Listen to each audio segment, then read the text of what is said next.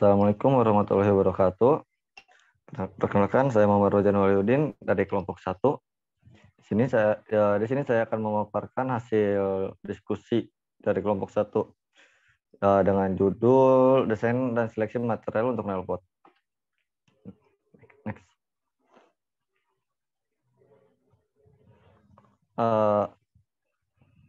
Di sini kami beranggotakan 3 orang.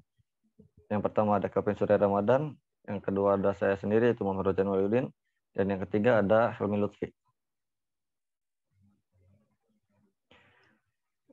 Outline yang akan kami bawakan ada 6. Yang pertama itu pengertian, yang kedua ada klasifikasi, yang ketiga ada karakteristik, dan keempat ada prinsip kerja, kemudian komponen, dan yang kelima ada embodiment.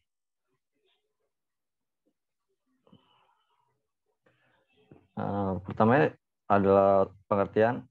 Knalpot itu merupakan salah satu bagian dari kendaraan atau alat yang dipasang dengan tujuan sebagai saluran akses pembuangan.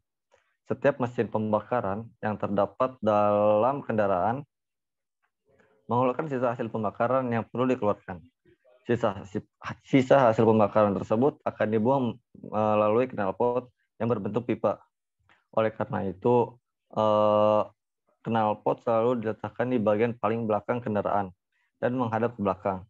Karena ada banyak sisa pembakaran, sistem kerja dari knalpot sendiri sudah ada sejak lama dan menduplikasi dari mesin-mesin industri yang memanfaatkan cerobong untuk mengeluarkan asap. Nah, next.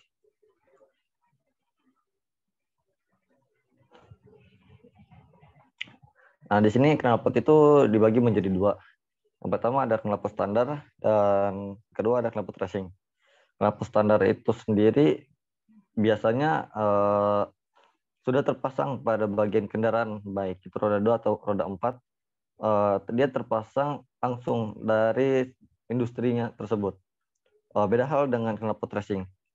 Knalpot racing ini biasanya dia dibeli atau dia diperjualbelikan, tapi bukan dari industri yang menghasilkan si kendaraan itu. Dia bisa dibilang knalpot racing ini dia dibeli aftermarket. Next. Nah, kemudian karakteristiknya ini pertama berbentuk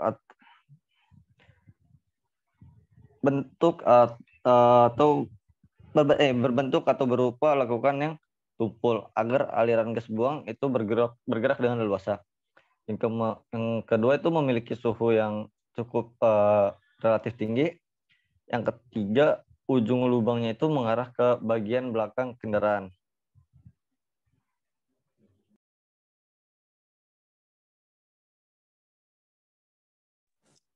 Selanjutnya ada prinsip kerja. Prinsip kerja itu adalah sistem pembuangan adalah saluran untuk membuang sisa hasil pembakaran pada mesin dengan pembakaran dalam serta berfungsi untuk meredam suara dentuman mesin. Di Indonesia dikenal juga sebagai knalpot yang diadopsi dari bahasa Belanda atau saringan suara. Bagian-bagian pipa, pembuangan pipa terdiri dari yang pertama ada kepala silinder, yaitu yang merupakan pipa pembuangan dimulai kecuali pada mesin 2 langkah di mana saluran pembuangan ditempatkan di bagian bawah dinding silinder. Selanjutnya ada catalytic converter, yaitu untuk menurunkan kadar gas beracun CO, HC, dan NOx pipa untuk mengalirkan emisi gas buang. Selanjutnya ada header. Header itu merupakan di mana pipa dari beberapa ruang bakar atau silinder bergabung. Selanjutnya ada muffler. Muffler itu merupakan peredam suara yang berfungsi untuk meredamkan suara. Selanjutnya yang terakhir ada turbocharger yang menggunakan tenaga atau energi yang masih tersisa untuk menekan atau komores udara untuk dimasukkan ke ruang bakar sehin. Next. Selanjutnya ada embodiment. Bahannya itu SS201, SS304, dan galvanis. Itu harga yang pertama ada harganya itu mahal dan murah.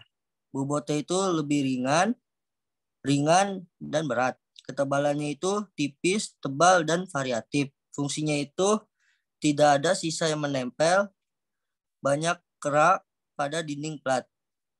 Itu ada karat. Karatnya itu tidak mudah dan lebih mudah. Tampilannya rapih mengkilat dan kusam. Next.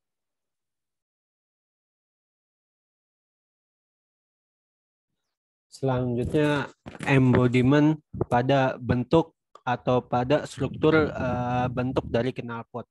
Jadi pada umumnya itu knalpot terdapat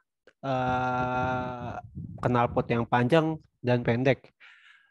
Kelebihan dari knalpot yang panjang yaitu bisa diberikan banyak fitur-fitur pada knalpot itu tersebut, seperti catalytic converter.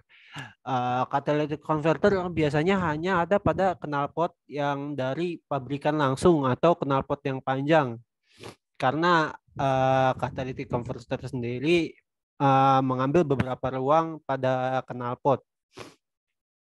Catalytic converter sendiri ditambahkan bisa untuk membuat gas yang dibuang itu lebih ramah lingkungan.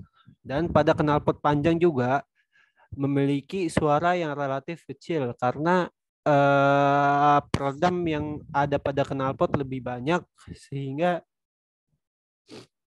menghasilkan suara yang kecil.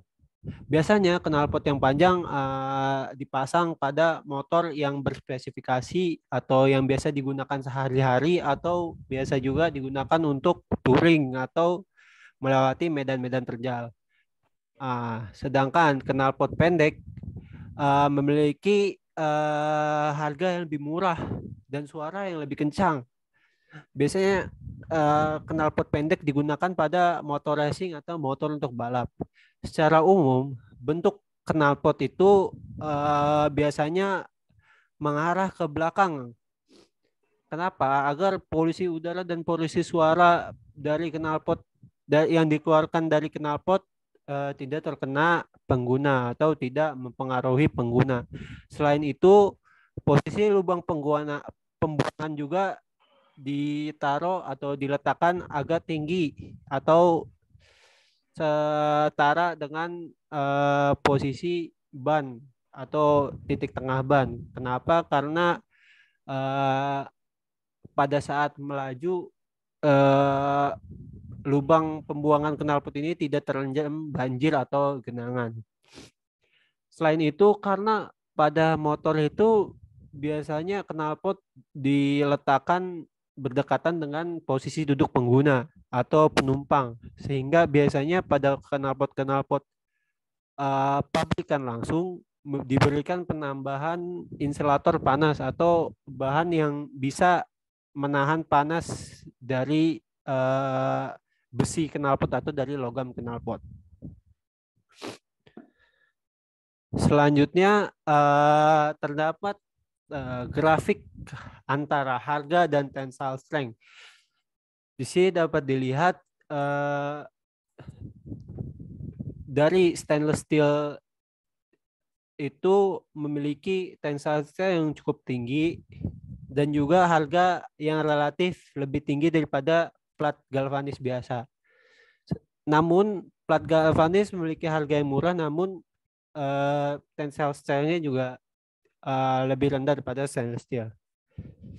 Pada grafik modulus yang dan densitas dapat dilihat stainless steel itu memiliki modulus yang dan densitas yang tinggi. Sedangkan plat galvanis memiliki modulus yang dan densitas yang lebih rendah atau lebih kecil daripada stainless steel. Sekian, terima kasih. Mohon maaf bila ada kesalahan kata. Assalamualaikum warahmatullahi wabarakatuh.